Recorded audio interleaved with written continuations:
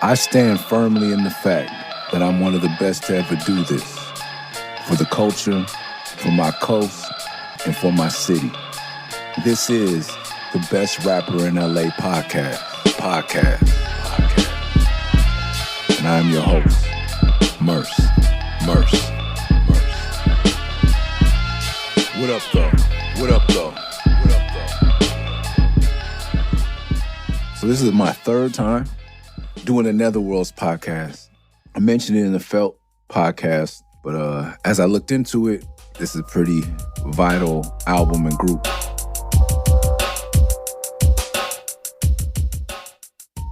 This was recorded before we did Felt. I don't know if it came out after we did Felt, though. I don't recall much from this era, but luckily, this past weekend at High Road Day, I ran into Anacron, so he gave me the actual production notes. So stay tuned at the end, because once we run through all this, I am going to give you the credits, basically. So where to start?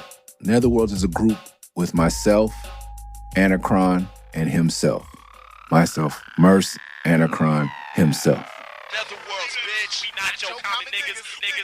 Murs himself and Anacron. Netherworlds, bitch. We not your common niggas. Murs himself and Anacron. Netherworlds, bitch. Anacron is one of my longest friends. Friend I've had the longest to stay in contact. I bounced around a lot, as you probably can see from this series. When I got back to Los Angeles in 1992, I went to Hamilton High School on the west side of LA. For various reasons, I wasn't allowed to go to LA High. Well, LA High wasn't in the district. I was one block west of La Brea, so I was out of the district for LA High, even though it was closest to my school. Fairfax and Melrose, where Fairfax High is, various personal politics kept me out of there.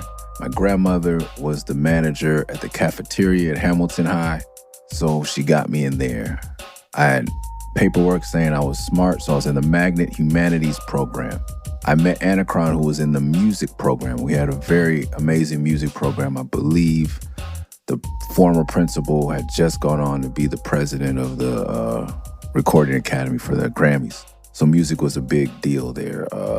Lots of people went to Hamilton: Shia LaBeouf, Nipsey Hussle, Bad Luck, myself. I think dudes from Immature, B2K, Justin Paray from Ozo Motley, who I just saw recently. Shout out to Neighborhood Orchestra Collective. If you haven't heard Girl Like You, please go stream the Neighborhood Orchestra Collective featuring Murs, a song called Girl Like You. One of my favorite songs at the moment that I've ever made.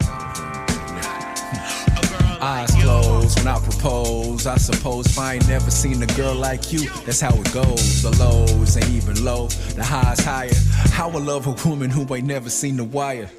Guess it's gotta be more, you get it? Life without you, then I probably wouldn't live it. Remember 06 when you first let me hit it? That's when, let's just say I won't forget it. I got in bed with you. Hamilton was a school for music and Magnet. It was a mixed school. We had Jewish kids, we had Asian kids, black kids, white kids, blonde girls, black girls, white girls. Now, if you get that from the old party line commercials. Pick up the phone and call 1-809-544-CHAT. There's a party waiting for you. It's the party line.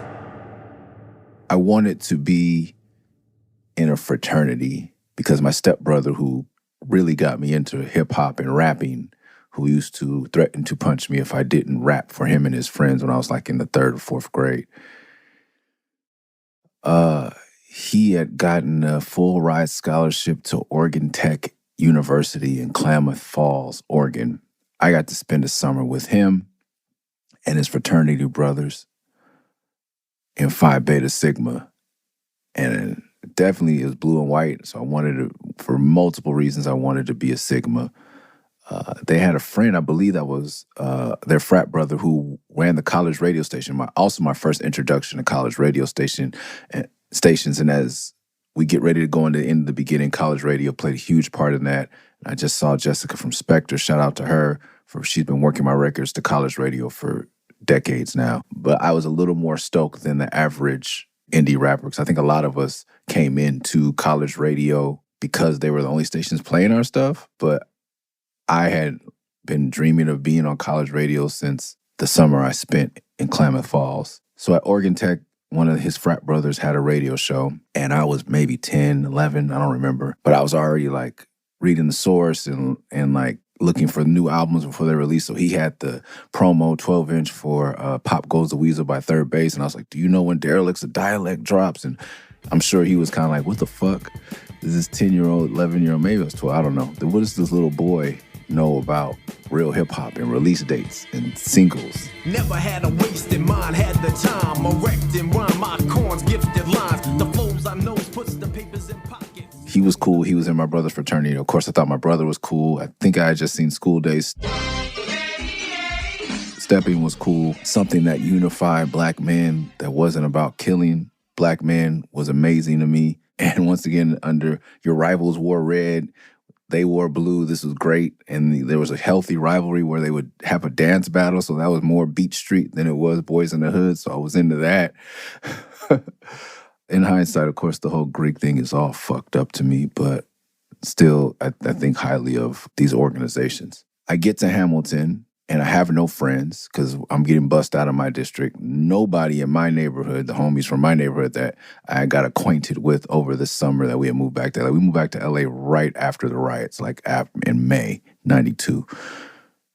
I made some friends in our neighborhood playing basketball, lifting weights. I don't know if we mentioned that in the podcast. My house was the one-stop shop for all neighborhood activities. Basketball court, weight bench, and I had marijuana. None of my homies could go a day without getting in a fight or shot at Hamilton. Kind of started making friends on the bus, but I saw this Hamilton Greek Society was putting flyers all over the school. If you wanted to join a fraternity, basically, or sorority, you could join the Hamilton Greek Society. It was for black students. I don't think it was specifically. We had a couple white kids in there, so it was specific, and an Asian kid. So it was for students, but it was a black, founded by a black teacher, Mr. McLeod. Shout out to him wherever he is. So Anacron joined.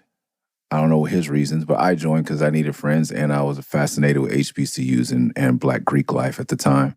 And we had to pledge, wear ties and suits and all kind of stuff, and learn steps and learn the Greek alphabet forward and backwards. And our lunch times were spent in the gym doing all this crazy stuff. But it was scholastically inspired, so it wasn't, complete nonsense. And Anacron and I had a mutual respect for hip-hop. And we became good friends. I started having sleepovers at his house, and that turned to him jumping me into his tagging crew, and then us starting our own tagging crew, and then building with more people, and that's how we made our first rap group. It was called Funky Chaos. I believe Faith Santia helped us name it. She is an amazing poet and activist here in Southern California. If you haven't heard her music or her poems, please look her up. When women and girls are killed, it is especially heartbreaking, though you may not be sure why. Maybe it's because when women and girls are killed, it's often no surprise. When women and girls are killed, we say things like, it was bound to happen.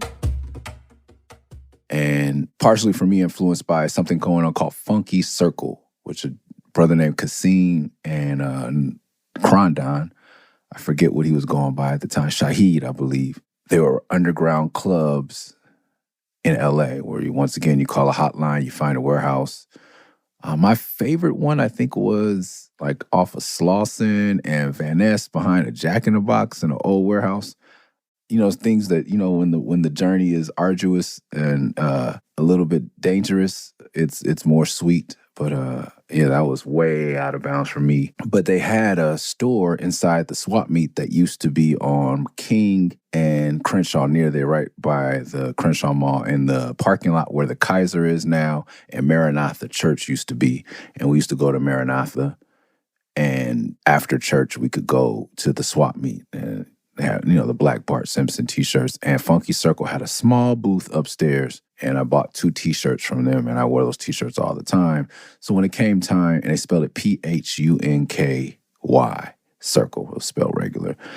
And being that I was the kind of kid, too, that, some did better, some did worse, but my mom, we could afford about 2-3 pair of pants and 5 shirts, 5 tops, 2 or 3 bottoms. That was your back-to-school shopping, and, like, $20 a article of clothing, max, probably. So I think the shirts were $20, $25. I may have to beg my mom a little bit. Shirts, pants, $20. I didn't care what kind of pants I had, and I really didn't care about shoes or anything else. I was just into music. The less money I spent on anything other than music, the better. We named the group Funky Chaos. Double K went to our school. He was DJ Chaos. Still more of part of our friendly rivalry we had back in the day. We should have made him the DJ. The group was DJ, who is DJ Jedi now. He DJs for Jiggable Planets, Motown Mondays in LA, very well respected DJ.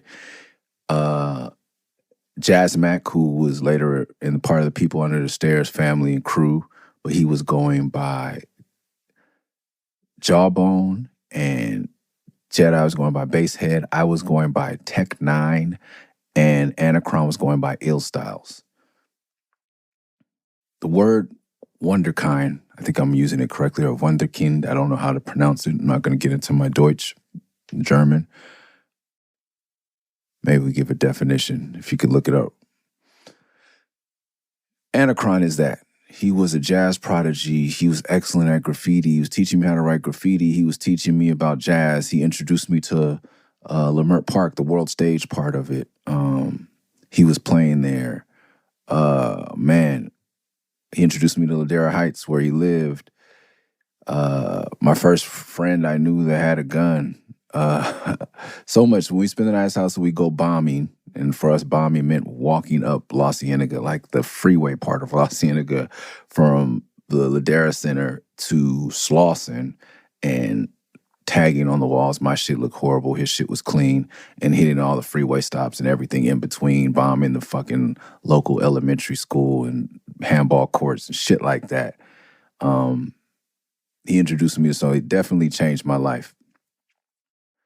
His sister had a boyfriend who had a 4-track who had, I think he had the beat, maybe Anacron did the beat even back then, and he was into letting us record.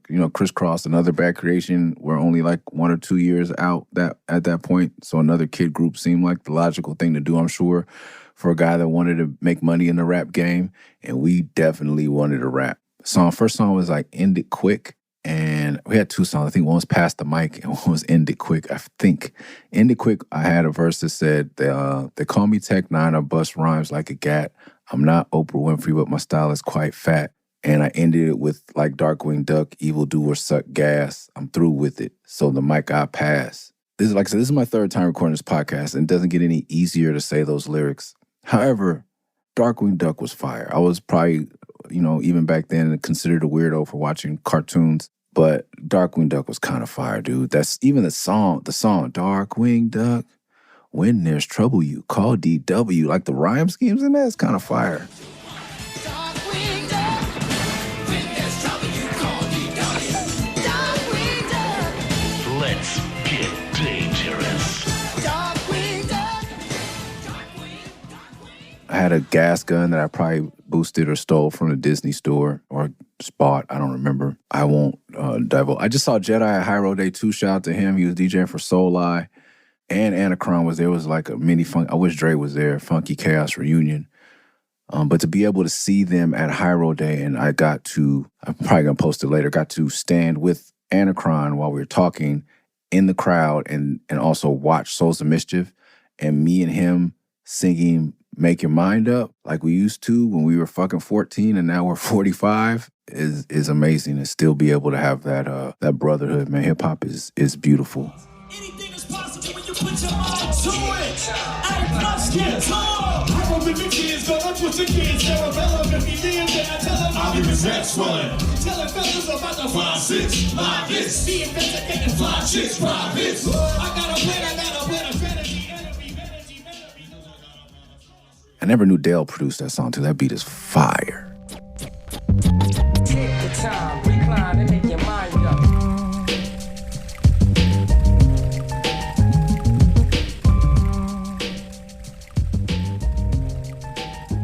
We did End It Quick. I don't know if we ever recorded some, but we used to perform these songs at lunchtime pep rallies if we could. Also just perform them in a cypher. We had our crew, INK, which is our tagging crew. I think we were later recruited by D2DIS, which is a huge organization for graffiti here that is still part. tagging crew. I like to say organization when talking about tagging crews or gangs, because I think that mainstream American media would like to, make it seem as juvenile as possible, but it's very serious to me. Organizations, street organizations. So that graffiti organization, D2DIS, I think we were D2DIS 4 for a second. And I think Anacron said something like, we were leaving school. He's like, let's go here. And I was like, we were used to going to the beach and rapping and shit. And he was like, nah, we got beef with. I was like, I said this before. Like, I'm always like, man, if I wanted to shoot somebody or like really like have beef, I would have just kept it cripping with everybody in my neighborhood. Man, that was crazy. I was like, so I was a ranker or whatever. I was like, but we haven't even met these guys. But that's something else about Anacron. Anacron is fiercely loyal. I don't know when we should get to this, but Anacron definitely has hands. I've seen him whoop on a lot of people. He's a skinny, very attractive young man. And, like he would be the guy that got girls and I would just be the guy sitting outside waiting or hanging out with the girls' friends while he, actually had sex with girls before I could even fathom that. But I was hanging out with him because I just wanted to do more graffiti, just write, break, do more hip-hop shit. And he was doing hip-hop shit and regular teenager shit. I was doing the dumb teenage shit. Like, he didn't smoke weed or cigarettes. I was smoking weed and cigarettes and beaties and selling weed, and he was, like, getting girls. But we would meet in the middle of music. I just like to celebrate my friends and people who I think are legends in hip-hop. Like, even at Hamilton, like, there was a guy named Genocide who rapped when I got there in 10th grade. And I used to see him rap at the Cyphers and be like, wow. And there was a young lady who rapped. He had a dark-skinned sister who was cold. And then, when they graduated, we kind of took over the Cyphers. And it was dope to me when I met Bad Luck. If you don't know Bad Luck, he's a great, great MC from LA, from Watts, but also a strong man of God, my brother in Christ. Follow him. He's dope. I forget his name, but I think it's LUCC354, something like that on Instagram if you're into inspirational quotes and things from Christ. But back then he was a rapper from Watts, and I had become a fan of his. Bad luck on the corner with the homies doing all bad. We talking licks and how to get my brother ball back. Press the line and I'm whipping like a granddaddy. Spilling vodka, got the chopper in the granddaddy. And he told me I went to Hamilton. I got bussed in. Like me, I think Nipsey, like a couple other people. And he's like, I used to watch y'all rap. And that was dope to me that it continued from Genocide to me to Luck. And who knows after that. Double K was part of those cyphers. So we would perform every day at lunch. And I said before in the podcast, this is before rap was a thing for money. Like, we were just kids obsessed, like the true spirit of the culture, like having fun.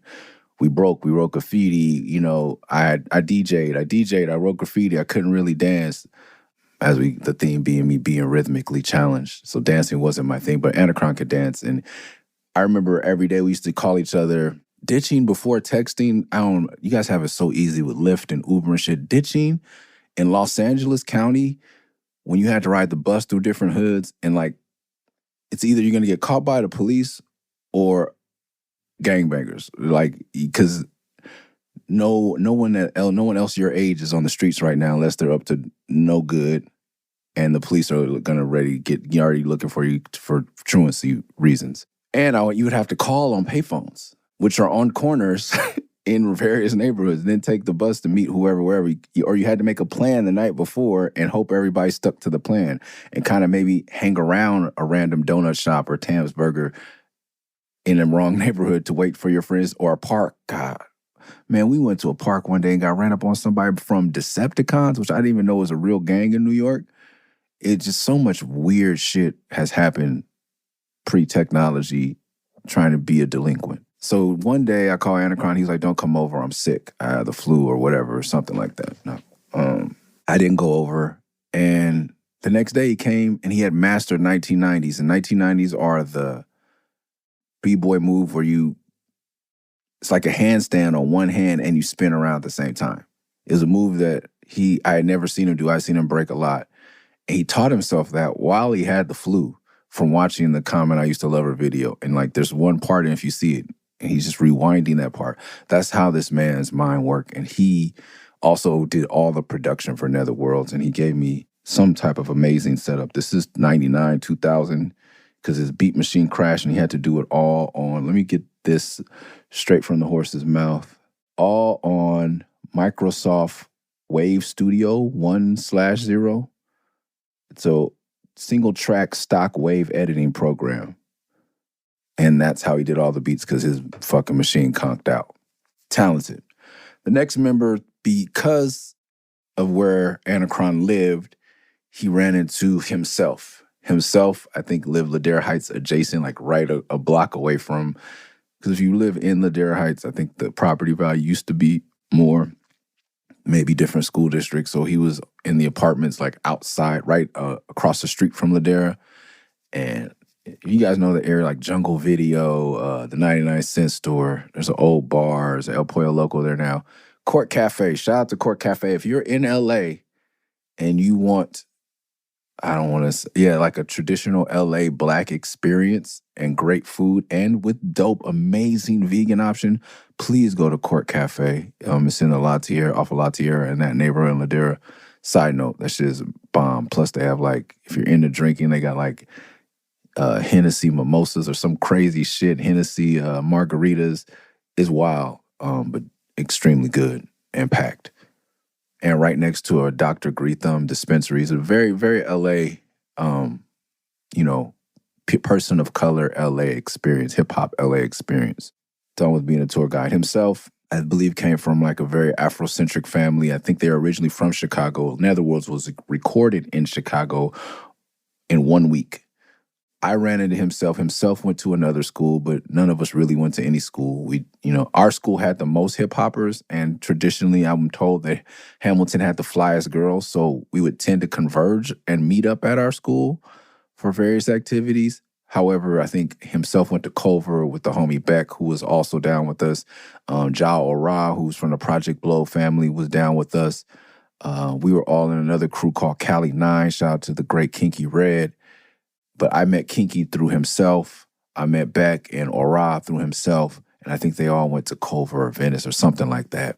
Just conscious street individuals when there wasn't really a lane for that. Like I said, we were out there amongst the gangbangers and taggers and miscreants on the other side of the line. And we were on the other side of the line too because we smoked marijuana, sold marijuana, which was, imagine that, illegal at the time. But we were like the ones with dreads and, in the Marcus Garvey and just Pan-African politics and things like that. So it was kind of different. But the thing about Himself and Anacron also, like me, there was a little bit of a violent streak in them. I think more so they were ready to get down. I've seen those brothers get down at multiple occasions, and we've been down with each other. So they were, unlike Eli or other people in my crew and Scarab and people I was hanging out with, they were hood or hood adjacent. We were going to things within Black LA together.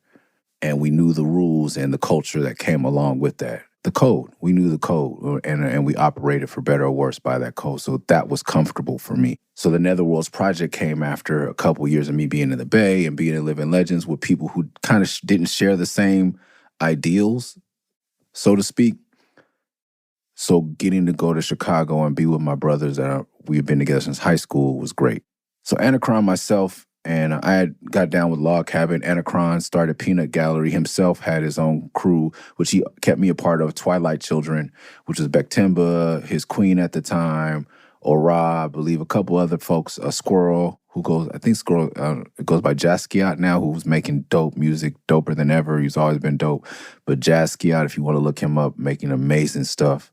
So we had our various crews, but we came together. Himself got me into one of my first studios in Culver City. When I put out my first tape, we didn't release the first episode about Commercial, my first tape ever. Maybe I'll revisit that. But I only had one solo song, which was Red Dots, produced by Double K. Then I had three Melancholy Gypsy songs, Sunspray, Dire Straits, and Melancholy Manuscripts. And I needed to fill up a 30-minute tape. That was the shortest tape I could find. And I wanted to make 100 tapes so I could sell them when we were on tour in Europe in 1996. So Himself gave me 2 of his songs that he had made. I'll never forget that. Kindness. And like, that's the kind of friend he was. And that's the theme behind Netherworlds was your friends will help you move. Your real friends will help you move bodies. And I never doubted for 1 second that we were, before the term ride or die existed, we were ride or die homies. These were my ride or die friends. Anacron met someone named JG who hooked him up with this label in Chicago called Galapagos. And Galapagos was willing to fund the recording. I mean, maybe they flew me out. Maybe they gave us a little advance. I don't remember. But they provided a studio where we crashed. I believe it was DJ White Lightning's house. Slept on the floor. For some reason, if you look at the cover, I'm carrying a wiffle ball bat that's still the Murs for President era. I'm still carrying around a wiffle ball bat. I believe I smacked somebody in the head with it while they were sleeping. Just violent frat boy, ignorant shit. I don't know what I was thinking. Yeah. Himself was one of the first adults. I don't know what Himself was doing in Chicago. Like I said, I think he's originally from Chicago, but Himself was the first person I know to have his own apartment our age. He was like 17, 18, had his own apartment. He lived in the Jungles. It's one of the first times I ever got to go into the Jungles. The Jungles is a neighborhood just south of Midtown. I've been corrected via Black Twitter that it is not part of Mid-City, and that is fine with me. I'm still having trouble recognizing West Adams as a neighborhood, but the Jungles is his own thing. Crenshaw District adjacent, or maybe I don't know. But it's an area where it's an all-blood neighborhood, to my knowledge. And where I lived was very close to there, but I had never been in there for various reasons. Himself, I think, was the first time I had been into there. In Jim Gilliam Park, he lived right across the street, and it was cultural shock. But he had already made friends with, like I was friends with the Crips in my neighborhood. He was friends with the Bloods over there because we all wanted weed. We had that common ground. And at the essence, like we were, I believe gangbanging is closer to warrior or tribal African culture. And we were tribal, little African American, literal, African, Pan-African revolutionaries running around spouting hip-hop and X-Clan and Freestyle Fellowship lyrics. So there was more common ground than just the marijuana. But we were all in the park smoking weed or hanging out with these, I'm assuming they're from BPS. And the first time I ever heard someone in real life say blood, it was crazy. I could still see it. I remember going back home and telling my brother and telling everybody in my neighborhood, I was like, man, this dude was so funny. He's like, yeah, some, I saw that dude. And I was like, blood. And I had like, blood. I don't even know how blood said blood. Like I had never, it was like, I can't describe it to you. It's like hearing someone, I don't know, man, say something for the first time that I didn't like it, because it wasn't something said on TV. It wasn't something said on record. I believe this was before Bangin' on Wax, the album came out, or I still even never heard the blood side of that tape. So it was I never said, oh, blood.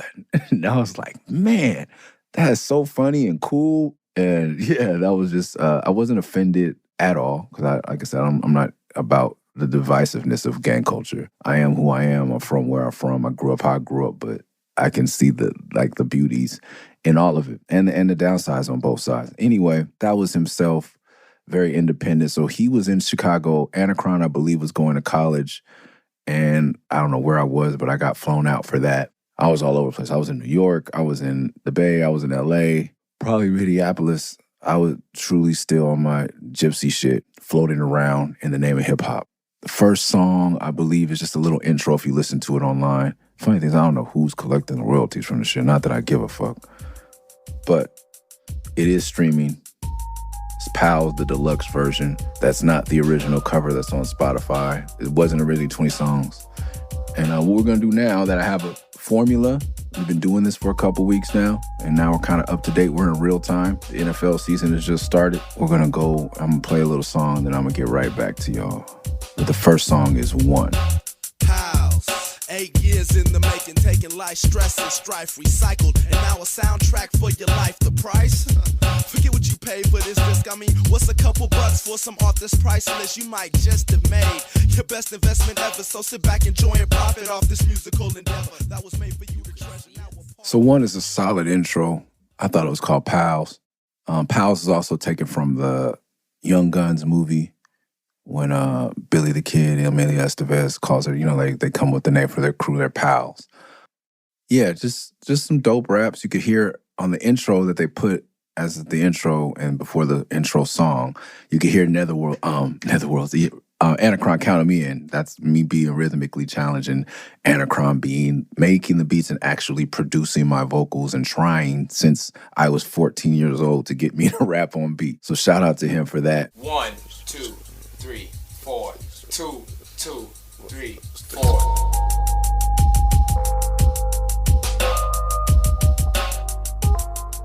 Yeah, it's just half Crip, half backpacker rap. These were my friends that understood that, had been to my house, knew where I come from. We had an understanding. We would go on to be in crews with people who may not have understood or known. Like I know himself and where he's from. I know, Anacron, like really being in the Crip gang and but being able to play the saxophone.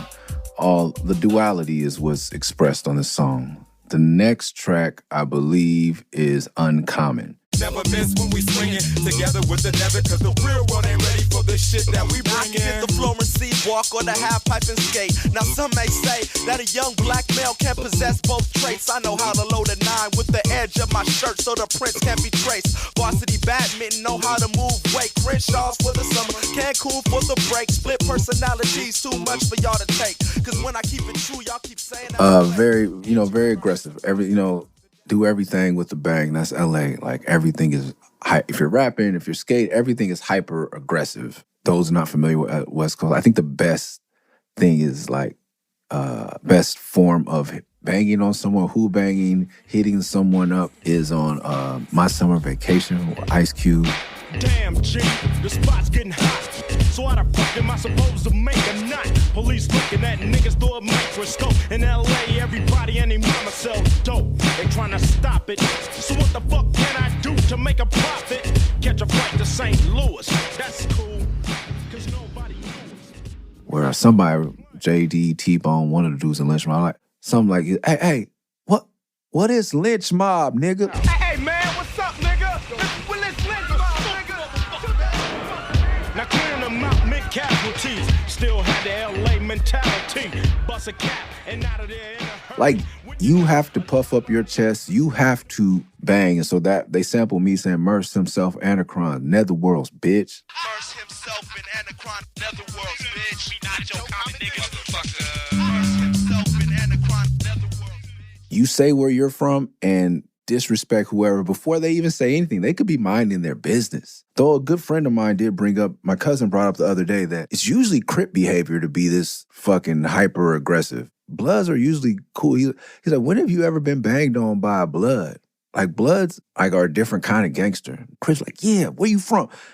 And he made me sit there and think about it. I was like, damn, I've never been hit up by any Bloods. So this brings me to what himself's verse. He said something about beating someone up and leaving mud tracks. Beat your ass and ask your friends where the bud at. We never be disrespected. You could cuz that. But fuck that, I was a fool who struck back. Beat your ass and ask your friends where the bud at. Stroll in your crib with dirty shoes and leave mud tracks. Will never be disrespected. You can cuz that. Oh my goodness, could this be the promised land? I lived in West LA. Took the bus to deeper West LA near Culver City where Hamilton is. There's gangs over there that don't, there's a Crip gang over on that side of town that has beef that fluctuates. And at that time it was high beef with the Crip, and my Crip gang in my neighborhood. Now all my homies were from a prep gang preparing to be from the official Crip gang in my neighborhood. And they had beef with the prep gang over at my high school. Like I said, my homies wouldn't have lasted a day at that school without some type of violence. But we had the good-looking girls. So some of my brother, he was with them in that crew.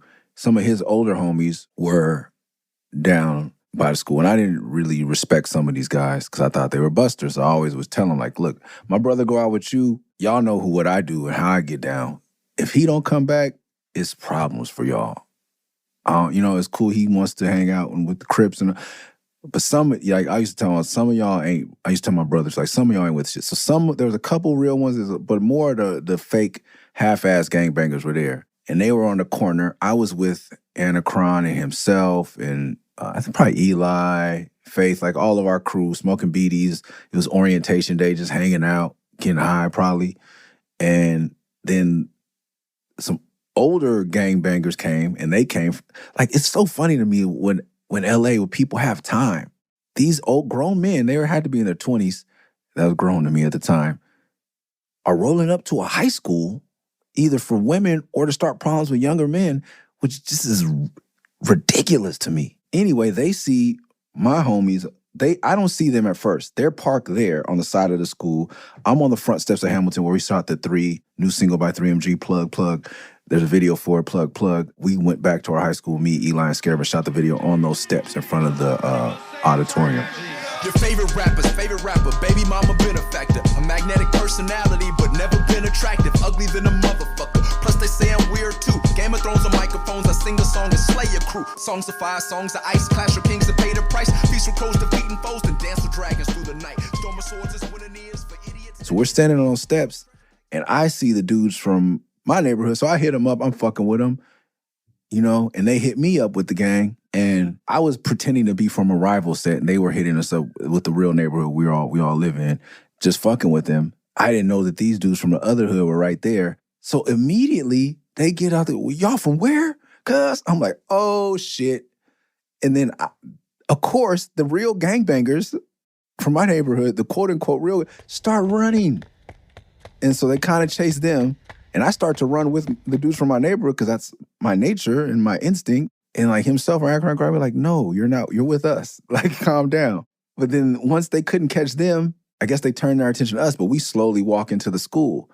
These grown men maneuvered themselves to stand by the exit they assume we're coming out of. We come down the stairs across, like way in the other parking lot, thinking we avoided the confrontation, and they're waiting for us. And I'm like, oh, man. And he was like, so what was you throwing up? I was like, man, I wasn't throwing up nothing. I was fucking with them little punk-ass niggas from my neighborhood, and now they got me, nah, cuz, we ain't trying to hear all. And himself jumped in and was like, hey, like basically like, hey, fuck all that. I'm trying to smoke some weed. Y'all trying to piece up on a sack? And he pulled out a little weed, they pulled out a little weed, and it became cool.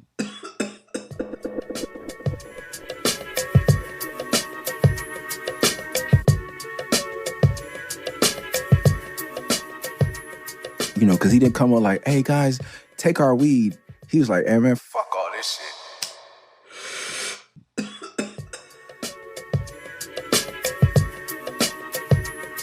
I'll never forget that day. But that was kind of the world we were navigating. This is a long time before you could be a conscious street kid in L.A. It was either you were a G-Funk or you were a weirdo. And this was us pioneering that. So that the song has lyrics like that, and I get the Florence C. Walk or the half pint and skate. Some may say the young black male can't possess both traits.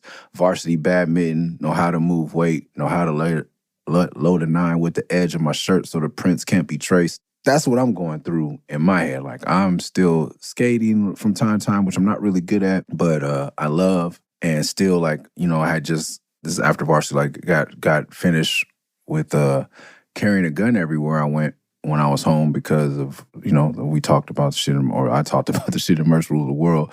So my big homie was telling me how to, like, Windex and doing this and that and taking your gun apart, how to clean the gun, and how to, if you're going outside, you load the, you know, hold your edge of your shirt when you load your gun, don't ever touch the bullets with your fingerprints, blah, blah, blah. Because when the casings, all this fucking 48 hours, first 48 bullshit that I was learning in the late 90s, a way to channel that and kind of maybe process that, or to seeking validation. Because when I was with certain circles of people, they would doubt my authenticity in that world. So I don't know if it was an ego thing or processing the trauma or whatever, but those lyrics, and I'm still never letting go of the fact that I had a varsity bat. I'm going to take that and ride with that for a long time. That is uncommon, but it's in parentheses the theme, uncommon. Next up, we got Fat Boys. Fuck what you going through, knowing you out there get jealous cause my shit is swollen, fool. Holding dudes and dudettes captive, through death captions. Yo, what's up, Cap? This vandal gets active, reactions happen when the hats on the track start cracking. Fat Boy beats, Fat Boy rhymes. That was a slang I think himself came up with. I don't know if it was himself or Anacron. Yeah, like it was just like hella, like, oh yeah, Fat Boy, weed at the blah blah blah. We had Fat Boy ham sandwiches or whatever the fuck, just a lot of, or a dope amount of, you know, it was new slang that we were using while we were recording. But I feel like himself, even if someone else, I feel like himself said it best. His voice is so smooth. He always had a deep voice. He was like Eli, like deep voice. Beat is dope. Once again, hi-hats, but it had that low end. It was just funky, like hip-hop G-funk. Like it was kind of like a perfect, because Anacron was very much in both worlds, like very, very, very knowledgeable in the jazz world, but very knowledgeable in the boom bap world, and very knowledgeable in the funk, like you know, G-funk and gangster culture in general. My verse just trying to be dope. Fat Boy with long-winded rhyming the booth line for the song, giving my fans mo like they needed, they lines tended. Fertilizer bandits stealing this shit. Me and these lawn metaphors that I was from before, and then giving my fans mo like they needed, they lines tended. I'm currently Kron's tenant with never a bronze finish. I'm living beyond minute 60. I'm gone with it. A fat boy verse, although long-winded, catch me rhyming in the booth long after my song's in it. I'm giving my fans more like they needed, they lines tended. I'm currently Kron's tenant with never a bronze finish. I'm living beyond minutes 60. I'm gone with it, still in the show with a hot wire mic. So if it's not sounding hype, then it's not wired right. Gone in 60 Seconds, great film. Time it took them Well, let's go. to steal your car. Hello, ladies. 66. There's currently what's the fucking car's name from Gone in 60 Seconds? Eleanor. There's currently my son is obsessed with cars. We went to the Peterson Automotive Museum, and I snuck in there because one of my wife's favorite movies as well. One of my favorite movies, and favorite movie at the time, meaning that I had very little money, but if I bought something on DVD, I watched that shit a fucking gang of times. Nowadays, I don't know what this generation does with their favorite movie because there's so much content coming out. Maybe, fortunately, this writer's strike will force them to maybe rewatch a movie or rewatch some content that's longer than 15 minutes or longer than 90 seconds. Sound like a boomer. Anyway, Gone in 60 Seconds reference there. I love that movie. There's an Eleanor Hot Wheel in my house. I snuck into the gift shop and purchased this for my wife as a surprise. And it's the one Hot Wheel in my house. Well, I have a lowrider too. We made the Murs lowriders that came with the Blood Crip G-Shock watches. So there's two cars. My wife has a car and I have a car that hang up on the wall in our house that our children are not allowed to open. But now my children are obsessed with the film that they've never seen because this is the car they cannot open. Even my lowrider is like resealable, so I'm betting they opened it and touched it and closed it and put it back up on the wall. However, the Eleanor they cannot open without us knowing. And so my son has been waiting to return to the museum to purchase his own Eleanor that he can open. Random things. And then still, like for me, a big kid at heart, like Gone in 60 Seconds, I'm still buying toys to this day as gifts for the girl I like. It was my wife, but I still like her very much. And then in the chorus, everybody switched up the chorus slightly. My Fat Boy beats, Fat Boy rhymes, Buttercup, Powerpuff committing fat boy crimes. Because I wanted to be pursued by Buttercup. I had a crush on Buttercup. Powerpuff Girls was new. And I probably still, someone corrected me, but I still feel like I'm a first or second rapper to mention Pokemon in a rap, Murs for President. Now, Powerpuff, I'm going to stand on the fact that I was probably the first person to put Powerpuff Girls in a rap because this was 2000, 2001. Fat boy beats, fat boy rhymes, Buttercup, Powerpuff committing fat boy crime. You three are the lousiest, most pathetic criminals ever to walk the street. You stink. Get out, get out, get out! Buttercup. Well, they made me mad.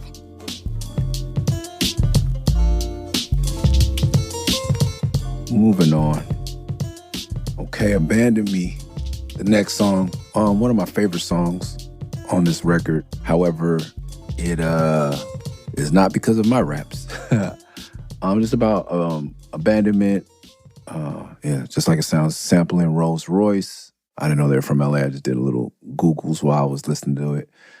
Amazing beat. There's a flugelhorn solo at the end. Anacron would like me to let you know that was played by Ron Haynes of the Ohio Players. There ain't no love here no more. Just me between the glass ceiling and the lead floor. In front of a plastic door marked Nevermore. There ain't no love here no more. Just me between the glass ceiling and the lead floor. In front of a plastic door marked. And him and I think the guy who did the scratches, Jesse De La Pena, or DJ Days, both of them did cuts on this record. But him, Ron Haynes, Jesse, and Anacron toured with the jazz fusion group called Liquid Soul in the early 2000s. Hello, darkness. Hello, darkness. Hello, darkness. That's the Anacron factoid he gave me. For me, my favorite part of the song is Himself's line, like, Be careful of the bitterness that grows in me. That's what was told to me by the elders, and it was gold to me. And they said, never let love let go of me. In the colder in the heat, I keep my toes to the street and be careful of the bitterness that grows in me. That's what was told to me by the elders, and it was gold to me. And they said, never let love let go of me. Let go of me. And that line, like, I think he was talking about, I think he had gone through his first divorce already or something, a big, real huge, like the mother of his firstborn children, they're having a separation or something. I don't know, but it was deep. And that stuck with me because that beat is just very, has a lot of emotion. And I would smoke cigarettes and listen to it and, get in my feelings. And, it's very meditative, whatever, to smoke cigarettes, in a contemplative state. And this beat was like that to me. And then I started talking about the young lady I mentioned who had passed away in a car accident that I was in love with. And I used my verse to I ended talking about that. I was talking about the abandonment I felt from my family in hindsight as a father, and just to me, a success in general. I attribute a lot of what I saw as abandonment then to key factors in helping me build the strength to succeed. It wasn't intentionally done that way, I don't believe, by my family, but that was the result. So now as a father of 4 boys, I wonder how much I should help and how much I should not help. My friends in the business that have very supportive family tend to have not made it as far as I have. So that is a struggle, a fine line I try to walk. What is too much support and what is enough support so that, even as I watch my 5-month-old do tummy time, like, when do I pick him up? First, when he starts to struggle and like get frustrated with not being able to crawl, or a couple minutes into it, or a couple seconds into it, like when, and I'm sure all of you do that as some of you do that as parents, as active parents, as we try to navigate this ever evolving profession. But the longest profession, some say it's pimping and hoeing, and that's, untrue. But the longest profession, if you consider it a job, to me, the most important job is rearing children. And so what I saw as abandonment, and I speak about on this song, potentially was one of the biggest blessings I ever received from my family, because I knew I was loved, abandoned in the fact of support, but I was never outcast. Like the black sheep of my family, yes, I was a butt of jokes for being a vegetarian in the 90s and growing my dreadlocks and all this other stuff, but never felt unloved or unsafe by my core family. The males somewhat excluded, stepfather, father, those people excluded, but by my core family, I never felt unloved. Just, I don't even say unwanted. I felt like a disappointment and I wasn't receiving any support, but in turn that became a plus. The flugelhorn, I think we covered everything on Abandon Me. Love it. I would say skip my verse. And I love the way Anacron, like all these are 5-minute songs, because he comes from a jazz background. I believe he was going in and out. And I also like to add that, and it's hard because I feel like I'm repeating myself, but you haven't heard the other. Anacron, from a young age, like I was telling you about Funky Chaos, he was writing everybody's rhymes. He wrote one guy's rhymes in the style of Diggable Planets, one guy's rhymes in the style of Onyx, and then wrote his own. It was kind of a Das Effect style. And then, so for the 2 songs we had, even when we were 14, 15, he had wrote 6 verses when I had only wrote 2, because he was so inclusive. He wasn't like, Jedi, oh, you can't rap, you can't be in the group. He was like, no, I want my friends. He's just always, even as I found myself doing it in Ground Waves, and pay dues and things like that, he from the start, and maybe influenced me to be extremely inclusive and community-minded. Without consciously, I don't think he was aware of it at the time. We just spoke at Hyro Day, and he's, become aware of it and is using those tools still to this day. However, I didn't see it back then, but extremely inclusive, and that's how we were able to get so many talented, like there's somebody from the Ohio Players playing on a record that has no funding.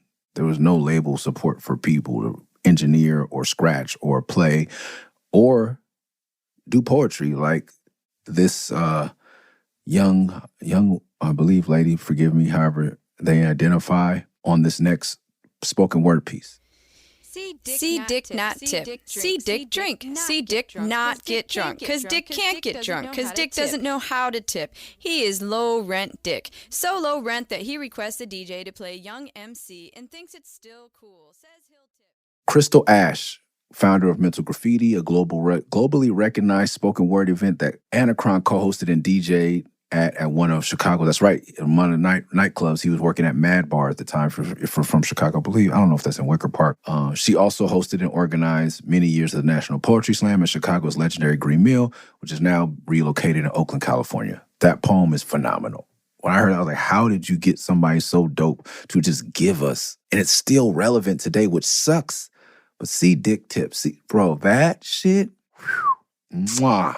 I listened to that and I'm just like, where did he find this talent? But that's Anacron's talent. Among his other many talents is finding talent and giving back to the community. I'm sure she felt cool doing it because they're working together. Amazing poem. I love it. And I didn't grow up tipping, but that's a whole nother conversation. I just feel like it wasn't part of culture. Like, when I know that Black people were called Canadians or whatever, like, you have to realize, like, we weren't, in recent years, like, when I was going, like, it had only been 30 years since we had been legally kind of allowed to eat in white restaurants. I was never taught or told about tipping. My grandfather hates tipping to this day. That doesn't make him right, but, he's from the backwoods of northern Florida, and he grew up pulling a plow since he could walk. I've seen the pictures. Like, if you bringing him food doesn't constitute, in his mind, him having to give you more money. He doesn't, things he didn't understand. And so that's where I come from. That was the man in my life, for the most part, the man I spent the most quality and sober and I listened to and respected, the most respected man in my life. And he didn't go to bars and he didn't drink. So when I had to learn the long way about tipping, and now I over tip because I feel like I have to make up for the stigma surrounding Black people, and it sucks. Even when I get bad service, I feel like I have to tip. I believe around this time, I'm going to tell a couple stories right now. I believe around this time, this is where a friend of mine, I think it was a Netherworld show, booked a show in the middle of Illinois somewhere, some college. And afterwards, I proposed to a girl live on stage. I was on cloud 9. She accepted. Nothing came of it. We annulled the proposal. 2 adults got on the phone with us and told us to stop being stupid. However, at that night, I was on cloud 9. We went to a restaurant, and I believe I was with Blueprint, or maybe he wasn't there, but it was with some Rhymesayers cats and I think Mac Lethal. I don't remember. Midwest rappers. There was a lot of white dudes there, and majority white guys. And the waitress, so racist, didn't even acknowledge. She took everybody's order and would not look at me and then left. I never got a plate of food. I never got spoken to. And at this point, when I look back, I'm like, why didn't anyone else sit through this shit? But I was so happy because this was a girl I'd been pursuing for months and months, maybe years. So I was thinking I was getting married and I was probably drunk. And I just let it go. And I left her $20 and I wrote on her, I'm sorry. I love you, something God loves you probably, and left her 20. But I had never felt racism in, whether it was the 20th or 21st century at that point, 99, early 2000. I had never seen anything like that. Yeah, I can't even, it still doesn't seem real to me. But the woman would not look at me. And the fact that everyone sat there and ate still was amazing. Or maybe I told him it's cool, just eat. And I laughed it off. I probably did that. I'm assuming that the people I was with was not having it. But I tell you what, I know who wasn't at the table that night. BK1. Because if you want to talk about a crusader for justice, I'm not going to go into it. But shout out to BK1. He is a white male American who is down for the cause. I've seen him. He will not sit idly while there is injustice in his midst. He will take action in a very real way. Maybe overact, some will say. I applaud him.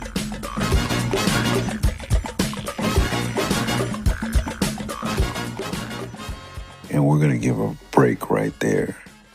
It's been a long podcast with lots of stories and not enough music. But next week we'll get back to the music half. And if you haven't heard Netherworlds, it's a perfect time to go dive in, and then you'll know what we're talking about next week.